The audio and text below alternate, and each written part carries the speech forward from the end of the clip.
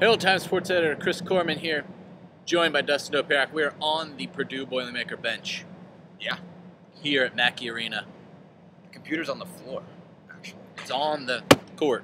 Yeah. We will protect this house or whatever. You need to go there. But, okay. I was, Yeah, just go with it. slapping it.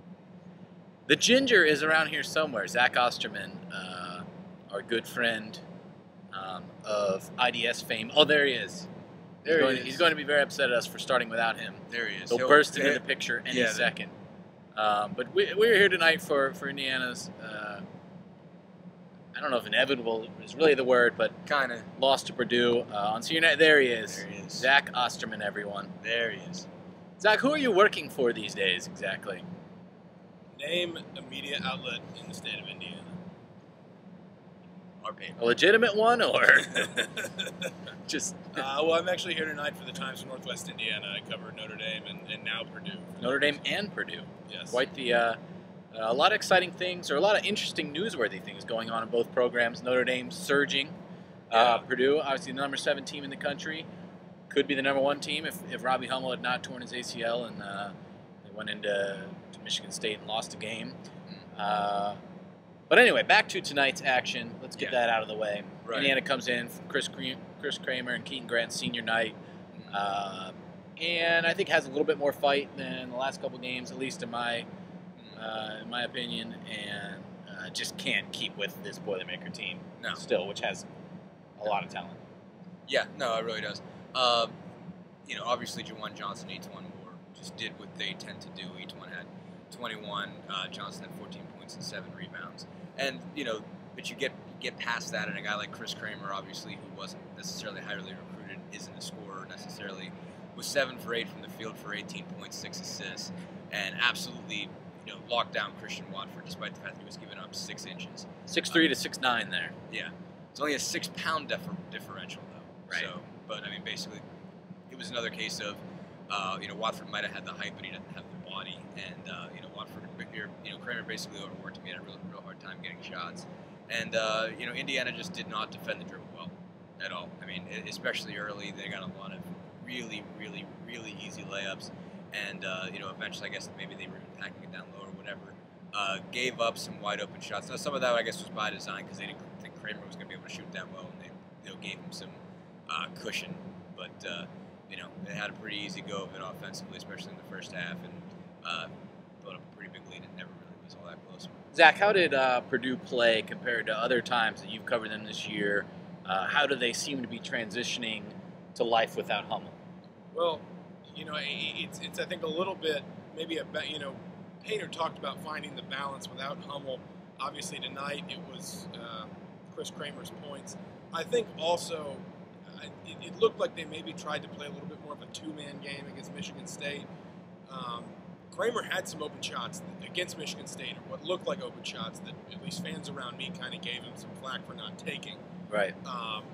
Michigan State played, let's be fair, much better defense than Indiana.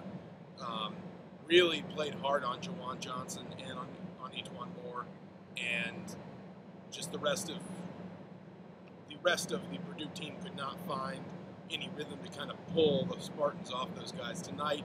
You saw that again. I think Kramer, if he'd taken some of the shots, he got similar shots against Michigan State. If he'd taken those shots against Michigan State that he got tonight, I think maybe, he could have sparked something offensively. Right. Again, though, I think I'm not sure if they're going to try and I don't want to replace Hummel, but find. Right. Painter said tonight that they're going to have to go through Johnson and Moore. Yeah.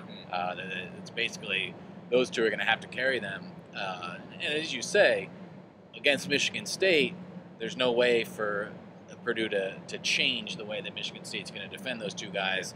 Michigan State will give up shots to Kramer or Lewis Jackson or whoever, and really shut those two guys down. Whereas Indiana doesn't really have any recourse, which has been the story of the year for the Hoosiers. They're not gonna change the way another team is playing. Yeah, they have to adjust to that. In most cases. And they can't.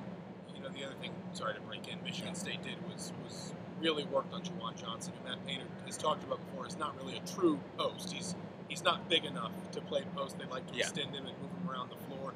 And without Hummel, Michigan State really keyed in on him because Purdue doesn't have. And the floor anything isn't else down spaced. low. Right. No, but obviously Indiana just had no way to really muscle Hummel, or excuse me, Johnson tonight without fouling. Right. You can see how many storylines there are with Purdue, like a team going through transition and going. Whereas Indiana, I really think, obviously there are still things this team's going through. There's still things it's evolving through at this point. Things we can learn from each game, but it's getting very hard to really decipher them, try to figure them out. Even Tom Crean, who is a prolific speaker and a prolific diagnoser of his team, just at one point tonight, there have been a few questions asked. Someone asked about screening. I think why? Yeah, why? But somebody asked about, okay, why did you not shoot many free throws? Why did you get mostly perimeter shots? I think you asked something that sort of went to toughness, and finally he just looked at Indianapolis star beat Terry Hutchins and said, "We're just a soft team, Terry. I have nothing else to say," and that's sort of where this is at this point. And then he said, and the only way to get through it is to grow up. Both mentally and physically, get bigger, get stronger, but also get more of a mentality to deal with games like this. And Watford obviously is the key example tonight. 3 for 11, right? Basically, I mean, it was when you're 6'9" and you're playing a guy that's 6'3", you should have the ability to impose your will in some way, in some fashion. That's a matchup you want. Purdue is in the situation where they really have to start 4 guards, and that's the one advantage you have. I mean, you have a guy you've got 6 inches, and he lost that battle, plain and simple. I mean, he got the ball in the low block and was just getting pushed backward and backward and backward, and had to take a shot that was a lot further out than you want to take when you're a 6'9". Obviously, he has some range, but point being, you're supposed to be able to back that guy down, basically, and you're supposed to be able to shoot over top of him and not have too many problems. And he just got beat up. And Crean, he just lost that battle, man to man. And one thing Tom Crean has talked about a lot recently is how he cannot teach, he cannot coach in the same way as some of his peers because he does not have a deep bench. He cannot send Christian Watford to the bench and say, "Look, you got to step your game up." When he did, he's bringing Tom Pritchard or somebody else on the floor. Tom Pritchard gave Indiana nothing again tonight. No real strength. He's obviously a wider, stronger guy, and wasn't able to use that. Wasn't able to overpower. Well, the one guy he was able to use tonight that maybe, in his opinion at least, he hasn't been able to in the past was Derek Elston. Sure. 13. Clearly his best game as a Hoosier. Oh, no question about it. No question about it. I mean, offensively he was great. He showed a lot more range than he had.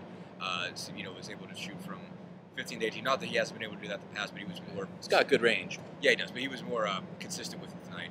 Just looked like he just had a lot of confidence. Got a couple shots to fall, and it looked like he just sort of, found his game. And I didn't, see him as a liability defensively. That's obviously been the thing that Crean has, continually pointed to. But then again, he probably wasn't facing a true. Hard to figure out how much they went at him. Right, exactly. I mean, Johnson obviously scored a share of points, but both those kids, I think, more and more as I watch this season go along, both Elston and Watford are a little bit victim of the fact that they were just so much more skilled in their high school leagues and even at AAU level and the way that AAU ball is played. They were not challenged to be as physical as they need to be, or as Crean wants them to be. And I think both of them have a little bit of a mentality of being more perimeter guys, more slashes to the basket, more 15 to 18, or even three-point. I mean, both of them will take a three-pointer if they're open. And I don't think really that they have totally realized what they need to do to be effective 6'9" players in the Big Ten. No, absolutely. I mean, they don't know. And they're not strong enough. No, I mean, that's the biggest thing. I think you're seeing, I think Elston's put on more maybe than Wofford has, but they getting stronger. They do have to do a lot in that regard. Well, Zach, you as the observer who doesn't see the Hoosiers every game like we do, what do you see them getting out of the next 2 games? And you have like 12 seconds, which I don't think I've ever heard you speak a 12-second thought in my life. So cut this off. It's going to be great. I mean, I think it's mostly just no chance. Maybe grow some leadership. There's really not a lot. I mean, there's not a lot to say because, I don't think this team's lost the heart, but I think they've lost the drive, and I think they've lost the focus to really be in a game unless they can dig something that they have not shown out. And cut. All right, thank you. I thought you were going to wilt, but you made it. Bye. See you guys.